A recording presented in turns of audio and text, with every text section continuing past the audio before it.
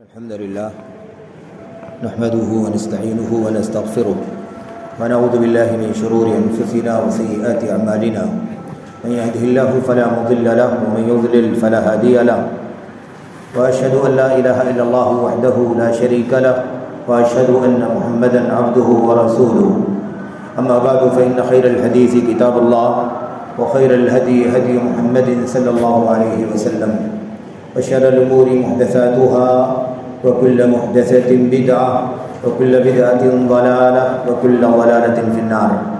أعوذ بالله من الشيطان الرجيم. بسم الله الرحمن الرحيم. ونبلوكم بالشر والخير فتنة وإلينا ترجعون. وقال النبي صلى الله عليه وسلم إنه لم يبق من الدنيا إلا بلاء وفتنة. رواه الإمام ابن ماجه.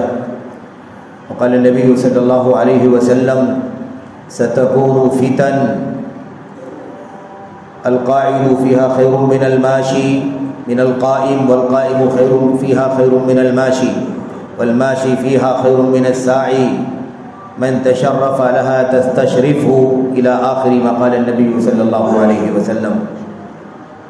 برادران اسلام، دینی اور ملی بھائیوں، نوجوان دوستوں، قابل احترام ماں اور بہنوں، عزیز بچوں، ہم اور آپ اچھی طرح سے اس بات کو اللہ کے کلام کی آیات کی روشنی میں، نبی کریم صلی اللہ علیہ وسلم کی سنتوں کی روشنی میں جانتے ہیں کہ جس طرح سے دور، زمانہ اور وقت قیامت سے قریب ہوتا جائے گا، فتنے، مسائل، مشکلات، آزمائشیں بھی اسی قدر بڑھتی چلی جائیں گی. یہ پیشین گوئی ہے نبی کریم صلی اللہ علیہ وسلم کی، جس میں کوئی شک نہیں، جس میں کوئی شبہہ نہیں، جس کے پیش آنے میں کسی بھی طرح کا کوئی تردد، تامل نہیں. حقیقت ہے بالکل کہ قرب قیامت جس طرح سے ہم اور آپ جاتے جائیں گے، فتنے، مسائل، مشکلات، آزمائشیں، ابتلاءات، امتحانات بڑھتے جائیں گے.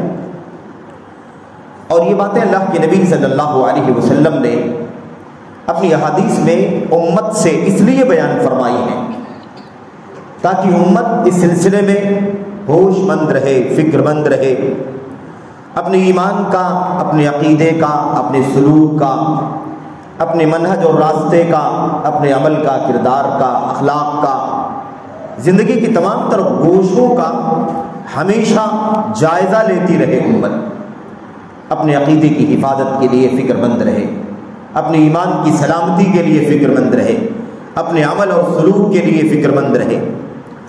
اس لیے اللہ کے نبی علیہ السلام نے ہمیں یہ باتیں بتلا دی. اس لیے کہ فتنے صرف اور صرف آپ نے نہیں بتلائے، بلکہ آپ علیہ السلام نے فتنوں سے نکلنے کا راستہ، اس کا مخرج، اس کی سبیل کیا ہے، فتنوں سے نجات کیسے مل سکتی ہے، اس کی بھی رہنمائی ہمیں اور آپ کو اللہ تبارک و تعالیٰ کی کتاب میں اور نبی کریم صلی اللہ علیہ وسلم کی سنتوں میں کی گئی. اور یہ دور جس میں ہم اور آپ زندگی گزار رہے ہیں، یہ تو بہت بعد کا دور ہے. 14 صدیوں سے زیادہ کا عرصہ گزر چکا. اسلام پر اللہ کے نبی علیہ السلام کی امت کے سب سے پہلے طبقے کے صحابہ کرام، ان کے بعد تابعین، تبع تابعین، اور یہ سلسلہ چلتا رہا. ان امت کے اوائل نے بہت ساری مصیبتوں کا، بہت سارے فتنوں کا سامنا کیا ہے. وہ بھی بہت ساری مشکلات سے گزر چکے ہیں، لیکن یہ معاملہ اب دراز ہوتا جائے گا. جس طرح سے قرب قیامت آتی جائے گی، قرب آتا جائے گا قیامت کا، اسی طرح سے فتنے بھی بڑھتے جائیں گے. اللہ کے نبی علیہ السلام نے اپنی ایک لمبی حدیث میں، جسے امام مسلم نے اپنی صحیح میں نقل فرمایا ہے، اس میں آپ علیہ السلام نے فرمایا کہ جو بھی نبی اس دنیا میں آیا، اس کا معنی میں آپ کے سامنے پیش کر رہا ہوں، خلاصہ مختصر طور پر تاکہ بات ختم ہو جائے. اللہ کے نبی علیہ السلام نے فرمایا جو بھی نبی دنیا میں آیا ہے، اس کے اوپر یہ واجب تھا، کان حقا علیہ، اس پر یہ واجب اور ثابت تھا، لازم تھا، ان یدل امته علی خیر ما یعلمه لهم، اس کی ذمہ داری تھی کہ وہ اپنی امت کو وہ ساری باتیں بتلا دے جو ان کے حق میں بہتر اور خیر. اور جو بھی باتیں باتیں جو بھی چیزیں بری ہیں، شر ہیں، فساد کی چیزیں ہیں، ایمان عقیدے عمل کردار کو برباد کرنے والی، اس کو نقصان پہنچانے والی چیزیں ہیں، ایسی تمام چیزوں سے ہر امت کی ہر نبی کی ذمہ داری تھی کہ اپنی امت کو اس سے آگاہ کر دے، چوکنا کر دے، ڈرا دے، اور ہر نبی نے یہ ذمہ داری ادا کی۔ اللہ کے نبی علیہ السلام اس سلسلے کی آخری کڑی آپ علیہ السلام نے اپنی امت کے بارے میں بھی یہ بات بتلا دی۔ آپ علیہ السلام نے فرمایا ان هذه الامه جعل عافیتها في اولها وان آخرها سيصيبه بلاء وامور تنكرون۔ اللہ کے نبی علیہ السلام نے فرمایا اس امت کا جو پہلا حصہ ہے، شروع والا حصہ ہے، آغاز، اوائل جو خیر، عافیت، بھلائی، نعمت، رحمت اسی میں رکھی گئی۔ اس امت کی عافیت کس میں رکھی گئی ہے؟ اس امت کے اوائل میں، شروع والے طبقوں میں، شروع کے دور میں اس امت کی عافیت رکھی گئی۔ جو عافیت ہوا فی اولی، اس امت کی عافیت، اس کا خیر، اس کی بھلائی اس کی شروع میں رکھی گئی ہے۔ وَإِنَّ آخِرَهَا، اس کے اخیر کا حال کیا ہوگا؟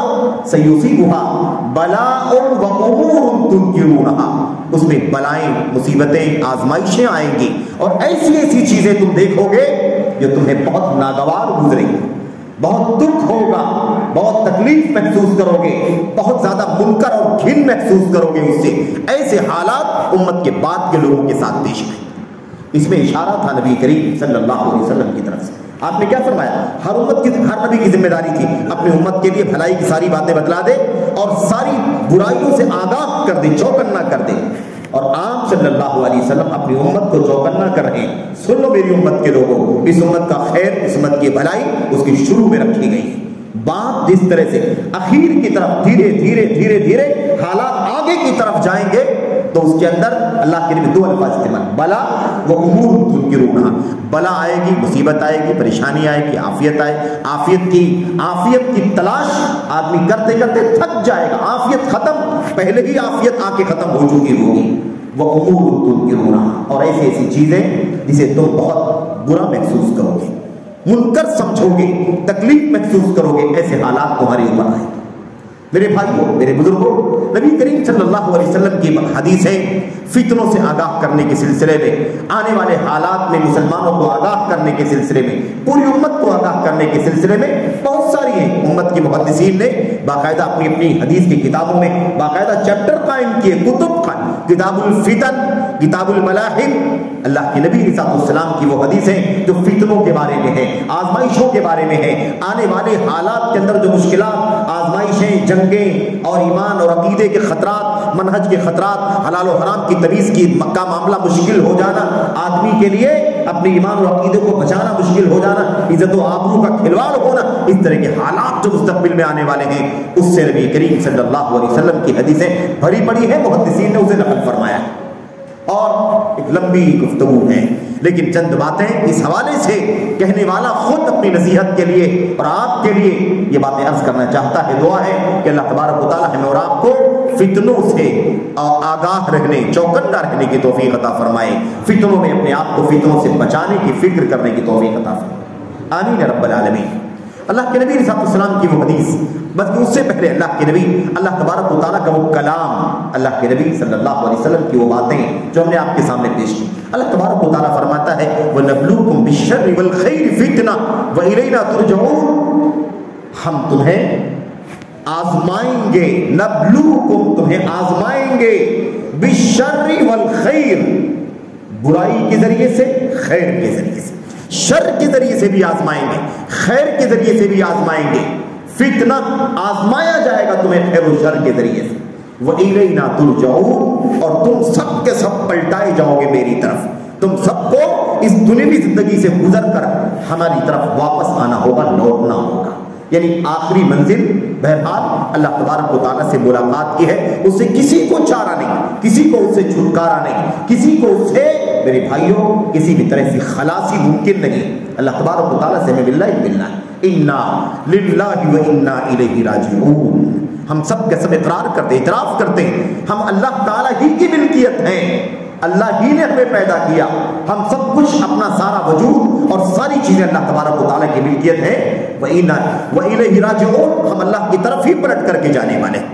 میرے بھائیوں، تو یہ بات اچھی طرح سے ہمیں جان لینا ہے، اس دنیا میں خیر کے ذریعے سے آزمائش ہے، شر کے ذریعے سے آزمائش ہے، خیر کی آزمائش ہو یا شر کی آزمائش ہو، اگر بندہ آزمائش میں کامیاب نہیں ہوگا، آزمائش میں کھرا نہیں اترے گا، تو پھر انسان کے لیے اس کی عاقبت بہت مشکل ہو جائے گی۔ اس لیے ہمیں اور آپ کو چاہیے کہ ہم فکر کریں، آزاد نہ ہو جائیں، ہم پورے طور پر بے فکر نہ ہو جائیں۔ مومن فکر مند ہوتا ہے، مومن کا عقیدہ ہے کہ ہماری موت ہوگی، حساب و کتاب ہوگا، اللہ کا سامنا ہوگا، اور انسان کو اپنے کیے کرتوت کے مطابق صلہ اور بدلہ ملے گا، اور اس کے نتیجے میں اسے جنت یا جہنم کا بہرحال سامنا کرنا پڑے گا۔ ہمارا ایمان، ہم کیسے آزاد ہو سکتے ہیں؟ ہم آزاد نہیں ہیں، ہم بلکہ مسلمان ہیں۔ مسلمان کا مطلب ہوتا ہے تابع فرمان، غلام۔ جیسے ایک اونٹ کی مثال اللہ کے نبی صلی اللہ علیہ وسلم نے دی کہ جیسے اونٹ جو ہوتا ہے نا، وہ اچھا اونٹ جو ہوتا ہے وہ اپنے مالک کے تابع ہوتا ہے، اس کی نکیل اس کے ہاتھ میں ہوتی ہے مالک کے، اور مالک اسے جہاں لے کر کے جاتا ہے وہ بالکل آسانی کے ساتھ چلتا چلا جاتا ہے۔ تو مومن کی مثال ویسے ہی ہے کہ وہ اللہ تبارک و تعالیٰ کے سامنے اپنی نکیل کو ویسے ہی رکھتا ہے جیسے ایک اونٹ جو ہوتا ہے اپنے مالک کے سامنے ہوتا ہے۔ تو اللہ تبارک و تعالیٰ کے سامنے ہم اور آپ اس کے بندے ہیں، اس کے غلام ہیں، اس کے تابع ہیں، اس کے ماتحت ہیں۔ اس کے حکم کے سامنے ہمیں ہمیشہ جھکے رہنا چاہیے۔ اس کی غلامی، اس کی بندگی، اس کے سامنے اپنی فقیری، اپنی محتاجگی، اپنا تذلل، اپنی انکساری، اپنی پستی اللہ تبارک و تعالیٰ کے سامنے ہمیشہ ظاہر کرنی چاہیے۔ یہ ہمارا اور آپ کا میرے بھائیوں سب سے بڑا کام ہے، کیونکہ ہم بندے ہیں، بندگی کے لیے پیدا کیے گئے ہیں۔ اللہ تبارک و تعالیٰ ہمیں اور آپ کو اپنا مقصد تخلیق جاننے کی، پہچاننے کی، اس کے مطابق عمل کرنے کی توفیق عطا فرمائے، آمین رب العالمین۔ اللہ کے کلام کی آیت کریمہ کے بعد نبی کریم صلی اللہ علیہ وسلم نے امت کو آگاہ کیا ہے بہت ساری حدیثوں میں۔ ایک دو حدیثیں ہم نے آپ کے سامنے پڑھی ہیں اور کچھ باتیں دوران گفتگو آپ کے سامنے آئیں گی۔ اللہ کے نبی صلی اللہ علیہ وسلم نے فرمایا تھا ستکون فتن، میری امت کے لوگوں بہت جلد وہ حالات آنے والے ہیں، بڑے بڑے فتنے رونما ہوں گے، بڑے بڑے خطرناک فتنے رونما ہوں گے، خطرناک فتنے، سنگین فتنے۔ اللہ کے نبی صلی اللہ علیہ وسلم نے اس حوالے سے کئی باتیں بیان فرمائی۔ ایک دو حدیثیں جو ہم نے آپ کے سامنے پڑھی ہیں اس میں جو مضمون بیان کیا گیا ہے وہ اصل میں آپ کے سامنے پیش کرنا ہے۔ اللہ کے نبی نے فرمایا اتنا خطرناک فتنہ ہوگا، اتنا سنگین کہ وہ فتنے میں کھڑے رہنے والے سے بہتر بیٹھے رہنے والا ہوگا۔ جو بیٹھا ہوا ہوگا اٹھے گا نہیں، وہ بہتر ہوگا، بیٹھنے والا بہتر ہوگا کھڑے ہونے والے سے، اور کھڑا ہونے والا بہتر ہوگا چلنے والے سے، اور چلنے والا بہتر ہوگا دوڑنے والے سے۔ یعنی کیا مطلب؟ جو جتنا زیادہ اپنے آپ کو سمیٹ کر رکھے گا، اپنے ایمان و عقیدے کی حفاظت کر کے بیٹھا رہے گا، فتنوں کی جگہوں پر جانے سے، فتنوں کی باتیں سننے سے، فتنوں میں پڑھنے سے، فتنوں میں انوالو ہونے سے، فتنوں کے راستوں پر چلنے سے، جو جتنا زیادہ اپنے آپ کو بچائے گا اتنا زیادہ وہ سیف رہے گا، فتنوں سے اپنے آپ کو محفوظ رکھے گا۔ میرے بھائیوں، آج حالت یہ ہے کہ ہم کتنا فتنوں سے بچیں گے۔ فتنوں کی باتیں یا فتنوں کے کام اتنے زیادہ ہو چکے ہیں اور اتنی زیادہ باریکی کے ساتھ ہمارے اندر، ہمارے گھروں میں، ہمارے ہاتھوں میں، ہماری نگاہوں پر اور ہمارے جیبوں میں، ہمارے کانوں تک یہ فتنے کی آوازیں پہنچ رہی ہیں کہ اپنے آپ کو بچانا مشکل ہو گیا ہے۔ فتنوں سے اپنے آپ کو بچانا مشکل ہوتا جا رہا ہے۔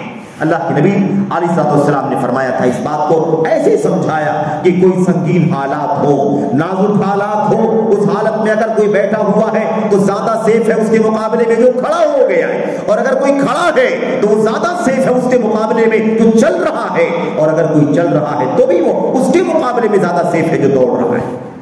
کیوں؟ اللہ کے نبی نے آگے فرمایا من تشرف لها تستشرف، جو اس کے لیے آگے بڑھے گا، اس کی طرف نکلے گا، اپنے آپ کو نمایاں کرے گا، تشریف ہو، وہ اسے گھسیٹ لے گی، وہ فتنہ اسے گھسیٹ لے گا، گھسیٹ لے گا، کھینچ لے گا، اسے اپنی لپیٹ میں لے لے گا۔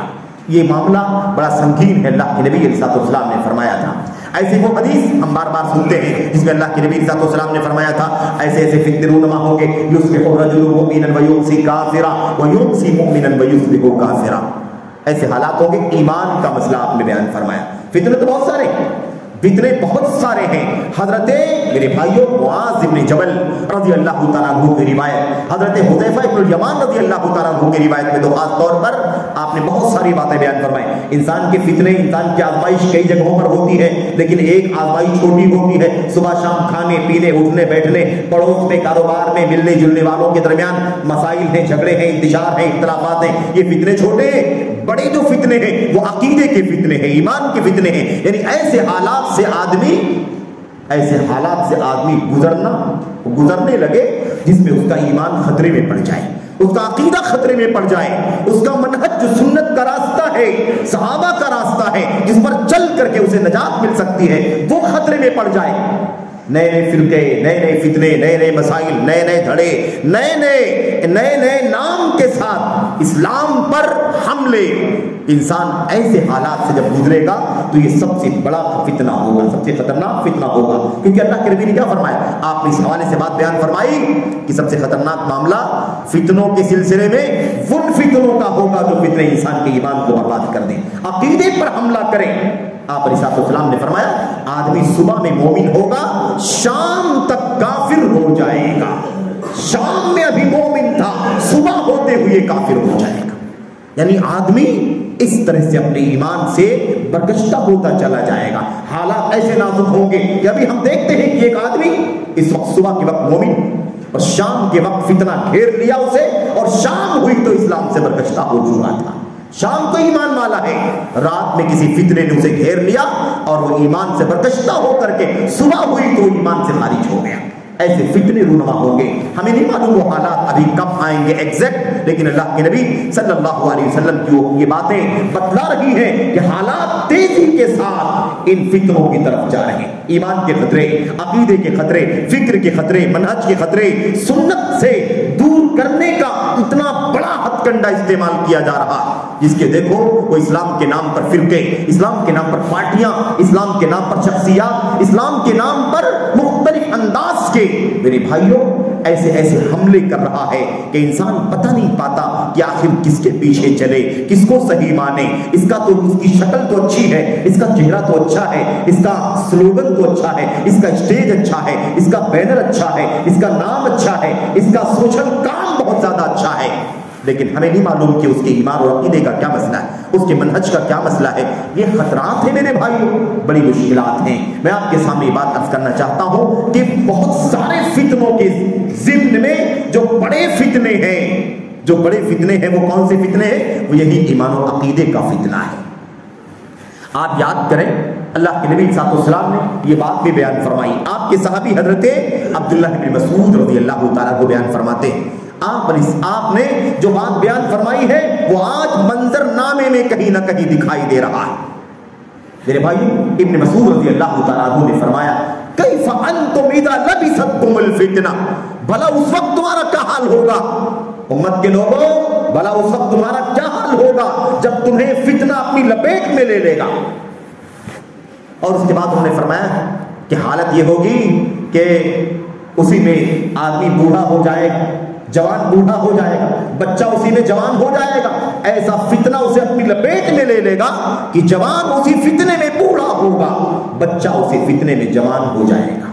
اس کے بعد فرمایا فتنہ کیسا ہوگا، وہ مثال دے کر کے سمجھایا. حالت ایسی ہو جائے گی کہ وہ فتنہ اتنا خطرناک ہوگا کہ اگر ہم نے اس فتنے کے حالات سے گزرنے کی نوبت آئی تو ہم اگر سنت پر عمل کریں گے فتنہ کتنا بڑھ جائے گا.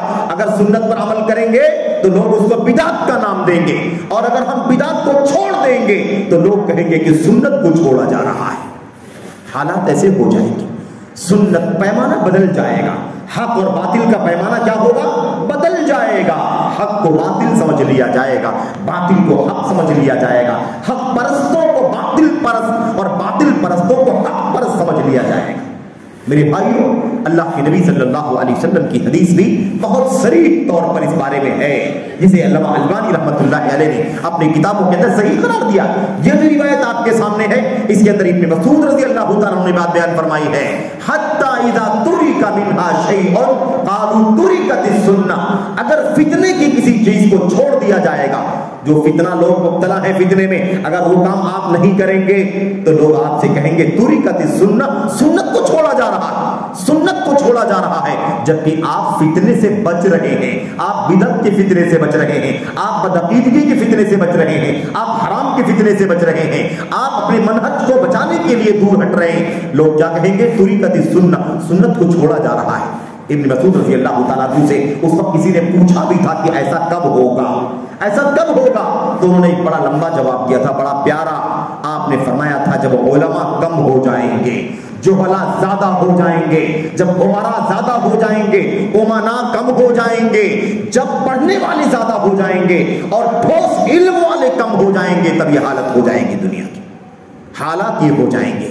میرے بھائیوں، پتہ یہ چلا کہ ایسے حالات میں بچاؤ کا ذریعہ علم ہے، علماء ہے۔ اسی لیے حضرت حذیفہ بن الیمان رضی اللہ تعالیٰ عنہ نے کسی کو سمجھاتے ہوئے کہا تھا کہ جب تک تمہارے پاس کتاب و سنت کا سچا علم ہوگا، تمہارے بیچ میں کتاب و سنت کے سچے علماء ہوں گے، لا تضرکم الفتنۃ ما دامت السماوات والارض، جب تک تمہارے پاس کتاب و سنت کا علم ہوگا تمہیں کوئی فتنہ نقصان نہیں پہنچا سکے گا۔ قیامت آ جائے گی، جب تک زمین و آسمان قائم رہیں گے تب تک تمہیں کوئی فتنہ اپنی لپیٹ میں نہیں لے پائے گا۔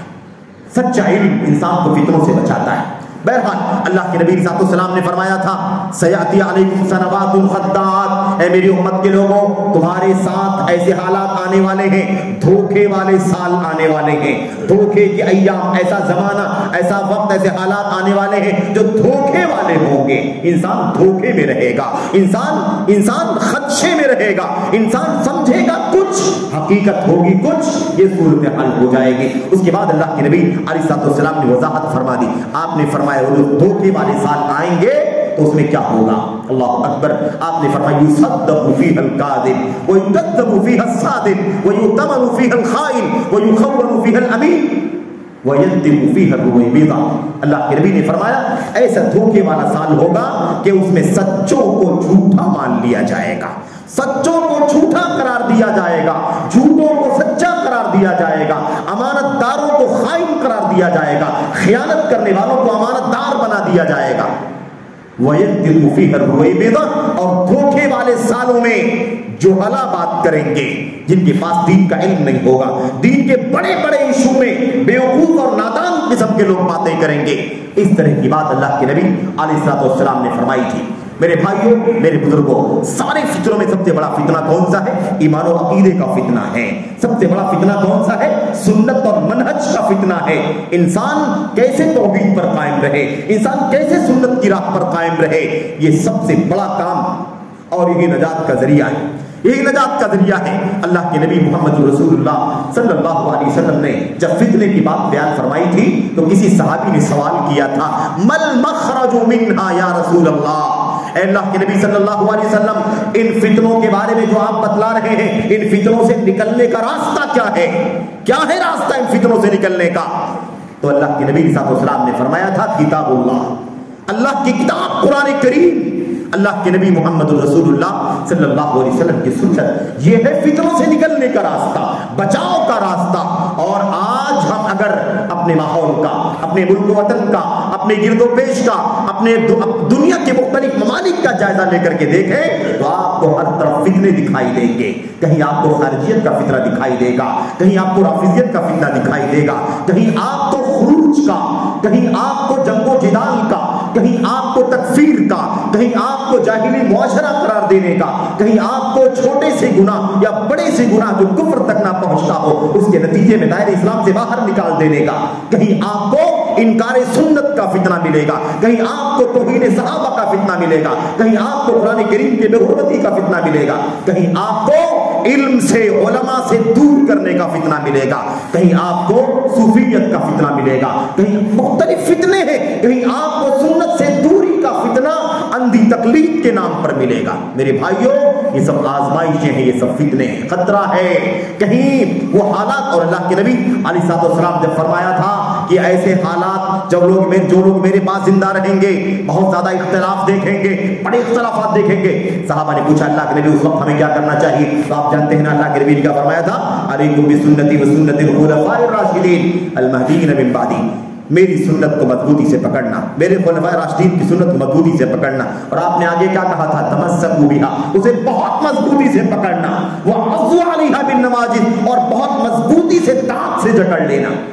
ये इशारा था कि हालात आगे ऐसे आने वाले हैं कि तुमको सुन्नत से दूर हटाने के लिए, सुन्नत से बरगश्ता करने के लिए, सुन्नत से मुनहरिफ करने के लिए एड़ी चोटी का जोर लगाया जाएगा, अलग अलग हथकंडे इस्तेमाल किए जाएंगे सुन्नत से दूर करने के लिए। इसीलिए आज देखो तो जो घर सुन्नत के घर माने जाते हैं, जो खानदान और जो खानवादे सुन्नत और हदीस के खानवादे माने जाते हैं, उन घरों में भी कहीं ना कहीं कोई फितना दाखिल हो रहा है, खर्जियत का, इन्हिराफ का, और मेरे भाइयों तकफीर का, इनकारी सुन्नत का, सुन्नत पर एतराज करने का, मौजिज़ात पर एतराज करने का, उलमा की बालादस्ती को टंडन करने का, मनमानी इल्म हासिल करने का, इस तरह के फितने बहुत ज्यादा पूरी उम्मत के अंदर जगह जगह आपको आम दिखाई दे रहे हैं। हालात बहुत नाजुक हैं मेरे भाइयों, ये हालात मजीद बदतर होते जाएंगे। आपको याद होगा सहाबी रसूल ने अल्लाह के नबी सल्लल्लाहु अलैहि वसल्लम के बारे में, अल्लाह के नबी हालात के बारे में सवाल किया, और हालात क्या थे? हज्जाज बिन यूसुफ का जमाना था, हज्जाज के जुल्म वगैरह के बारे में तकरीबन सभी लोग जानते हैं। हज्जाज के जुल्म की शिकायत किया किसी ने, हजरत अब्दुल्लाह बिन मसूद रज़ी अल्लाह ताला अन्हु से गालिबन शिकायत किया कि हज्जाज का जुल्म बहुत ज्यादा हो चुका है, भला बताइए कि क्या किया जाए, क्या किया जाए, कैसे नजात हासिल करें? तो क्या जवाब दिया सहाबी रसूल ने? जवाब दिया इस्बिरू, सब्र करो, सब्र से काम लो, फवल्लज़ी नफ्सी बियदिही, अल्लाह की कसम जिसके हाथ में मेरी जान है। अल्लाह के नबी अलैहिस्सलाम ने फरमाया था, ला यअतीकुम यौमुन इल्ला वल्लज़ी बअदहु शर्रुम मिन्हु, जो भी दिन तुम्हारे सामने आ रहा है उसके बाद आने वाला दिन उससे बदतर होगा। आज जो बुरे हालात जिसे तुम गुजर रहे हो, सब्र से काम लो, आने वाला दिन और बदतर होगा, उसके बाद आने वाला दिन और बदतर होगा। अल्लाह के नबी अलैहिस्सलाम की हदीस के अंदर ये बात बहुत वाज़ेह तौर पर हालात की संगीनी, हालात की नज़ाकत पर नजर रखना जरूरी है, और कैसे अपने ईमान को, अपने अकीदे को, अपनी सुन्नत को, अपनी मनहज को, अपने सहाबा के रास्ते को, और हमें अपने मुक़्तदिर उलमा के साथ चलने वाला जो रास्ता है, इस रास्ते पर हम कैसे अपने आप को बाकी रख सकते हैं। हर पहलू पर मेरे भाइयों आपको मुकाबला है, आपको पूरे तौर पर जंग करना है। कैसे आपको तौहीद पर बचना है, कैसे आपको सुन्नत पर बचना है, कैसे आपको इन खुराफात और बिदात और इखराफात से अपने आप को बचाना है, ये बहुत बड़ा चैलेंज है, बहुत बड़ी जिम्मेदारी है। और इस हवाले से हमारे सामने वो हिदायत है नबी करीम सल्लल्लाहु अलैहि वसल्लम की हिदायत है। हम कैसे बचेंगे? एक बात तो ये हो गई कि हमें और आपको सबसे बड़ा सबब और जरिया क्या है? इल्म दीन की मारिफत, सच्ची मारिफत कुरान सुन्नत से, कुरान और सुन्नत के उलमा से हासिल हो सकती है। कुरान और सुन्नत के उलमा से सच्ची मारिफत दीन की हासिल हो सकती है। वरना कुरान का नाम सभी लोग लेते, हदीस का नाम सभी लोग लेते, सुन्नत का नाम सभी लोग लेते, सहाबा का नाम सभी लोग लेते हैं। नहीं, ऐसे नहीं मेरे भाइयों। अल्लाह के नबी सल्लल्लाहु अलैहि वसल्लम ने फरमाया था, आपने फरमाया था कि मैं सबसे ज्यादा जिस सिलसिले में डरता हूं तुम्हारे बारे में मुझे जिसका सबसे ज्यादा डर है वो अल-अइम्मतुल मुदिल्लीन, गुमराह करने वाले पेशवाओं का डर है, गुमराह करने वाले कायदीन का डर है, ऐसे अगुवाओं का डर है जो तुमको मिसगाइड करते हैं, खालिस सुन्नत के रास्ते पर नहीं चलते, इन्हिराफ के रास्ते पर लेकर के जाते हैं, किसी शख्सियत की तरफ ले जाते हैं, किसी फिरके की तरफ लेकर के जाते हैं, अलग अलग नजरियात की तरफ लेकर के जाते हैं। मुझे ऐसे गुमराह गरों से तुम्हारे बारे में बहुत ज्यादा खौफ है, बहुत ज्यादा डर है। इसलिए हमें चाहिए कि हम इस बात को समझें, ऐसा ना हो कि कोई हमें भटका दे, कोई हमें बहका दे। और एक बात और याद रखें कि उम्मत के अंदर एक तबका खालिस तौहीद पर चलने वाला, खालिस सुन्नत पर चलने वाला है। सबसे ज्यादा खतरा उसी के भटकने का है जिसके अकीदे में पहले से खलल, जिसके ईमान में पहले से खलल, जिसके मनहज में पहले से इन्हिराफ है। उसे क्या भटकने का खौफ है, उसे क्या बहकने का खौफ है? खौफ और डर उसका है जिसका अकीदा सलीम है, जिसका मनहज सलीम है, जिसका रास्ता सुन्नत का रास्ता है। جس کا راستہ صحابہ کا راستہ ہے، اسی کے بھٹکنے کا ڈر ہے، اسی کے بہکنے کا ڈر ہے، اسی کے شکار کر لیے جانے کا ڈر ہے۔ آج ہمارے نوجوانوں کی کیا حال ہے؟ نوجوانوں کے حالات کیا ہے میرے بھائیوں؟ معمولی سے مسئلے پر اس کی بات سنا، علماء سے جنگ کرنا شروع کر دیا، کسی کی بات سنا، علماء سے لڑنا شروع کر دیا، علماء سے بحث مباحثہ کرنا شروع کر دیا۔ اس کا یہ شعور کھینچا جا رہا ہے کہ علماء کو اللہ تبارک و تعالیٰ نے نبیوں کی وراثت عطا فرمائی ہے۔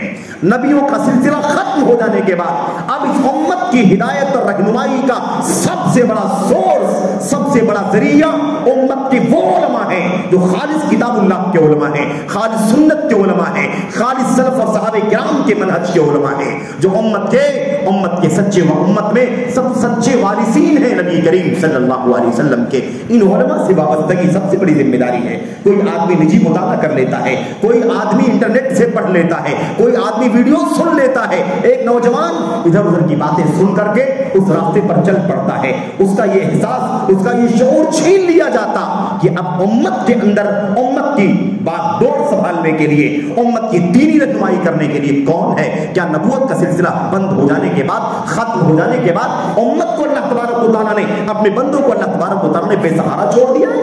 میرے بھائیوں، ظاہر سی بات ہے کہ اللہ تبارک و تعالیٰ کا یہ دین قیامت تک کے لیے ہے، اور اس کے سچے امین جو ہیں وہ اس امت کے سچے علماء ہیں۔ اسی لیے یہ حالات جو نازک ہوتے جا رہے ہیں، اس کی وجہ یہ ہے کہ ہمارا نوجوان، ہمارا عزیز، ہمارا عام بھائی، عام طور پر اسے ایک مسئلہ تو یہ ہے کہ اسے اس بات کی فکر نہیں ہے، اسے اس بات کی فکر نہیں ہے کہ میرے دین کی حفاظت کرنے کی، مجھے اپنے دین کی حفاظت کرنی چاہیے، مجھے اپنے عقیدے کی حفاظت کرنی چاہیے، مجھے اللہ تبارک و تعالیٰ کا سچا دین کیا ہے اس کی سچی تلاش کر کے اس پر عمل کرنا چاہیے۔ انسان مشغول ہے اپنی دنیا میں، اپنے کاروبار میں، اپنے بزنس میں، اپنی انکم میں مشغول ہے، لیکن میرے بھائیوں یہ خطرناک مسئلہ ہے۔ ہم ضرور کاروبار کریں، ضرور جاب کریں، ضرور روزی روٹی کے لیے دوڑیں، یہ تو اللہ تبارک و تعالیٰ کی دین کی تعلیم ہے، لیکن یاد رکھیں ایسا نہ ہو کہ دین کا یہ پہلو کہیں سیکنڈری ہو جائے، دین کا یہ پہلو کہیں دوسری طرف چلا جائے، اس کی اہمیت کم نہ ہو جائے۔ میرے بھائی، فتنے تو اتنے خطرناک ہوں گے کہ اللہ کے نبی محمد الرسول اللہ صلی اللہ علیہ وسلم نے فرمایا تھا، اللہ کی قسم جس کے ہاتھ میں محمد کی جان ہے۔ اس کے بعد اللہ کے نبی نے کیا فرمایا؟ بڑی پیاری بات آپ نے فرمایا، اس وقت تک جب تک یہ دنیا قائم ہے۔ یاد رکھیں، یعنی کیا مطلب؟ اس دنیا میں حالات کتنے بگڑیں گے اس کا منظر اللہ کے نبی علیہ السلام نے بیان فرمایا۔ آپ نے فرمایا اس وقت تک دنیا قائم ہے، زمین قائم ہے، آسمان قائم ہے، دنیا زمین آسمان اس وقت تک فنا نہیں ہوں گے جب تک فتنے اتنے سنگین نہ ہو جائیں، حالت اتنی نازک نہ ہو جائے کہ ایک آدمی آزمائشوں میں گھرا ہوا، مشکلات میں پڑا ہوا، وہ قبر پر نہ آ جائے، کسی کے قبر پر آئے گا اور قبر پر آنے کے بعد اوپر لوٹے گا یتبرک، جیسے لوٹا جاتا ہے نا مٹی میں، ایسے لوٹے گا قبر پر اور آ کر کے لوٹے گا اور کہے گا یا لیتنی کنت مکان صاحب ھذا القبر، اے کاش میں اس قبر والے کی جگہ پر ہوتا، یعنی یہ مر کر کے اس میں دفن ہوا ہے، اس کے بجائے میں مر گیا ہوتا، اس میں دفن ہو گیا ہوتا تو بہت بہتر ہو۔ ایسے حالات آ جائیں گے۔ اور ایک بات اور بتاؤں، آگے اللہ کے نبی نے فرمایا تو یہ نہ سمجھے کہ وہ جو مرنے کی تمنا کرے گا وہ اپنے دین کے لیے تمنا کرے گا کہ دین کیسے بچائے، نہیں، اپنی دنیا کیسے بچائے۔ اس کی فکر یہ ہوگی کہ دنیا میں یہ کم ہے، دنیا میں یہ کم ہے، دنیا میں یہ کم ہے، ابھی یہ باقی ہے، ابھی یہ باقی ہے، نہیں حاصل ہو رہا ہے، الجھن اتنی زیادہ ہے، کڑھن اتنی زیادہ ہے کہ مر جانا چاہتا ہوں۔ ایسی حالت ہو جائے گی فتنوں کی۔ تو دنیا کا فتنہ تو بڑا خطرناک ہے، ہمیں آخرت بچانی ہے، آخرت کو سنوارنا ہے، ایمان و عقیدے کی سلامتی کے بغیر، سنت کے راستے کے بغیر، صحابہ کرام کے راستے کے بغیر کسی کے لیے نجات ممکن نہیں ہے۔ میرے بھائیوں، اللہ کے نبی محمد الرسول اللہ صلی اللہ علیہ وسلم کی باتیں آپ کی امت کے اندر پورے طور پر دکھائی دیتی ہے، دکھائی دیتی ہر دور میں امت کے علماء نے، چاہے ابو بکر صدیق ہو اپنے زمانے میں یا حضرت امام احمد بن حنبل ہو اپنے زمانے میں، اور آج بھی ہمارے علماء الحمدللہ اس مشن پر کام کرتے ہیں، دین کی حفاظت کے لیے، سلامتی کے لیے۔ تو علماء سے جڑے بغیر امت کی نجات ممکن نہیں ہے۔ نجات کس سے؟ ہدایت نہیں مل سکتی، ضلالت کا راستہ ہے، نجات نہیں مل سکتی، ہلاکت کا راستہ ہے۔ ہلاکت اور ضلالت سے بچنا ہے تو اللہ کے نبی محمد رسول اللہ صلی اللہ علیہ وسلم کے سچے وارثین علماء سنت، علماء حق، کتاب اللہ، سنت، صحابہ، میرے بھائیوں ان علماء سے وابستہ ہونا ضروری ہے۔ حضرت امام علی بن مدینی رحمۃ اللہ علیہ نے کہا تھا، امام بخاری کے استاد ہیں، انہوں نے کہا تھا اعز اللہ ھذا الدین برجلین، اللہ تبارک و تعالیٰ نے اس دین کو دو شخصوں، دو آدمیوں کے ذریعے سے عزت عطا فرمائی۔ اس دین کو اللہ تبارک و تعالیٰ نے دو لوگوں کے ذریعے سے عزت عطا فرمائی، ابو بکر صدیق رضی اللہ تعالیٰ عنہ کے ذریعے سے، اس دن جس دن نبی کی وفات کے بعد لوگ مرتد ہو کر کے اپنے دین سے باہر ہو رہے تھے، اس وقت اللہ نے دین کو عزت کس سے دی؟ ابو بکر صدیق رضی اللہ تعالیٰ عنہ سے۔ اور جب فتنہ خلق قرآن کا وقت آیا میرے بھائیوں، تو اس وقت امام احمد بن حنبل رحمۃ اللہ علیہ نے دین کو، دین کی عزت کے لیے اللہ تبارک و تعالیٰ نے، دین کی شان و شوکت کے لیے اللہ تبارک و تعالیٰ نے حضرت امام احمد بن حنبل رحمۃ اللہ علیہ کو کھڑا کیا، اور انہوں نے پوری امت کے سامنے یہ ثابت کر دیا کہ قرآن کریم مخلوق نہیں ہے، یہ کچھ بھی کر ڈالیں لیکن جب تک قرآن نہیں لائیں گے، سنت نہیں لائیں گے، صحابہ کا راستہ نہیں لائیں گے، میں یہ بات ماننے کے لیے تیار نہیں ہوں کہ قرآن کریم اللہ تعالیٰ کی مخلوق ہے۔ قرآن اللہ کا کلام ہے، اور کلام اللہ تبارک و تعالیٰ کی صفت ہے، اللہ کی صفت مخلوق کیسے ہو سکتی ہے؟ اللہ خالق ہے، اس کی صفات بھی اسی کے ساتھ جڑے ہوئے ہیں، اللہ تبارک و تعالیٰ کا کلام مخلوق نہیں ہو سکتا۔ میرے بھائی دوسرا کام فتنوں سے بچنے کے لیے، ایک بات تو یہ ہو گئی علم اور علماء سے وابستگی، سچے علماء سے۔ دوسرا جو بڑا کام ہے وہ کام ہے اپنے گناہوں سے توبہ کرنا۔ اللہ تبارک و تعالیٰ کی بندگی، سچی بندگی، فرائض کی پابندی، عبادات میں بڑی سستی ہے، بڑی کوتاہی ہے، بہت کمیاں ہیں میرے بھائیوں۔ ہم اپنے حالات کا جائزہ لے کر کے دیکھیں، ہم کتنی پابندی کرتے ہیں نمازوں کی، کتنی پابندی کرتے ہیں روزوں کی، کتنی پابندی کرتے ہیں زکوٰۃ دینے کی، کتنی پابندی کرتے ہیں حج کرنے کی، اور دیگر فرائض کی کتنی پابندی کرتے ہیں۔ بڑی کوتاہیاں ہیں، ہمیں اپنا جائزہ لینے کی ضرورت ہے، محاسبہ کرنے کی ضرورت ہے، اس کے بغیر نجات مشکل ہے، نجات مشکل ہے میرے بھائیوں۔ ہماری ذمہ داری ہے کہ ہم اپنے گناہوں سے توبہ کریں، فرائض کی ادائیگی کریں، اور اللہ تبارک و تعالیٰ کے حضور اپنے گناہوں سے معافی مانگیں، اللہ سے توبہ کریں، اپنے عمل، اپنے کردار کا اللہ تعالیٰ کے سامنے ذکر کر کے، گڑ گڑا کر کے اپنی اصلاح کرنے کی اور اپنی سدھار کی کوشش کریں۔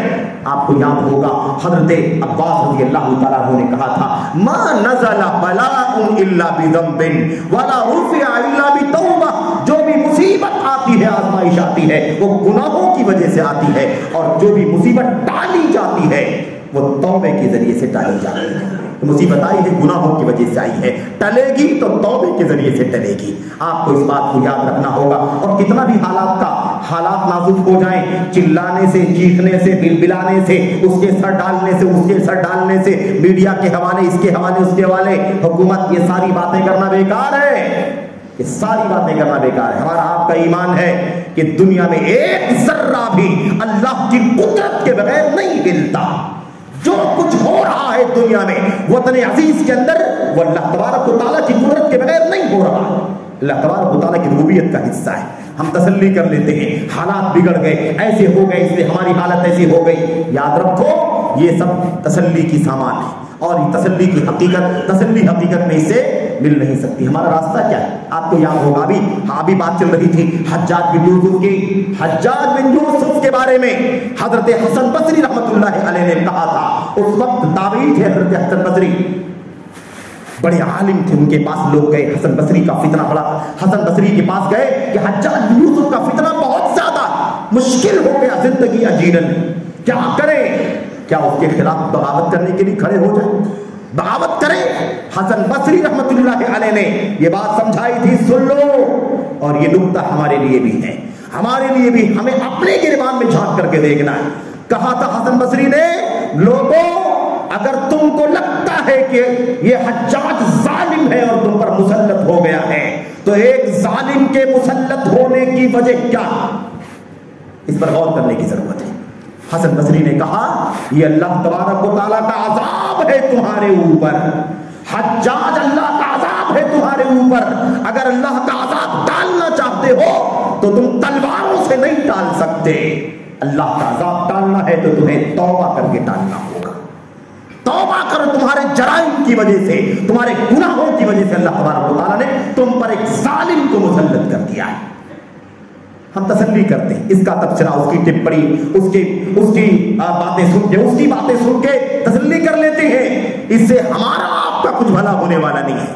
ہمارا آپ کا ایمان ہے کہ سب کچھ اللہ تبارک و تعالیٰ کے ہاتھ میں، جو کچھ ہو رہا ہے وہ اللہ تعالیٰ کے حکم کے بغیر نہیں ہو رہا۔ اللہ تعالیٰ کے ربوبیت پر ایمان ہے کہ نہیں ہے؟ اللہ رب ہے، یعنی دنیا میں جو کچھ ہوتا ہے وہ اللہ کی ربوبیت سے ہوتا ہے، کوئی چیز اللہ کی ربوبیت سے باہر نہیں ہے میرے بھائی۔ اس لیے جو کچھ ہو رہا ہے وہ ایسے نہیں ہو رہا ہے، ہمارے کرتوت، ہماری بدعملی، ہمارا اپنے آپ کو صحیح معنوں میں ایمان پر قائم نہ رکھنا، اسلام کا سچا علم بردار نہ ہونا، اپنے دین کی حفاظت نہ کرنا، یہ سب سے خطرناک مسئلہ ہے۔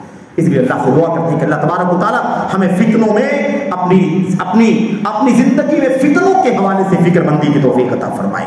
دوسری چیز، فتنوں سے بچنے کے لیے دو بڑے ذریعے ہیں، ایک ہے سچا علم کتاب و سنت کا، سلف امت کے منہج کا، اور یہ علماء حق سے، علماء کتاب و سنت سے، علماء اہل الحدیث سے، علماء منہج سلف سے آپ کو حاصل ہوگا۔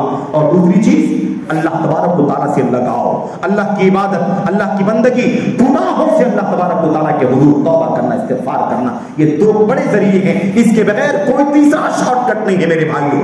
کوئی سمجھتا ہے کہ کوئی جھٹکے سے کوئی مسئلہ حل ہو جائے گا، یہ زندگی آزمائش ہے، آزمائشوں میں ہمیں کیسے کامیاب ہونا ہے اس کا یہ راستہ ہے۔ اللہ سے دعا ہے کہ اللہ تبارک و تعالیٰ ہمیں اور آپ کو فتنوں میں اپنی حفاظت کرنے کی توفیق عطا فرمائے، اپنے ایمان کی، اپنے عقیدے کی، اپنے منہج کی، اپنے عمل اور کردار کی، اپنی زندگی کے ہر گوشے میں دین کو نافذ کرنے کے اللہ تبارک و تعالیٰ توفیق عطا فرمائے۔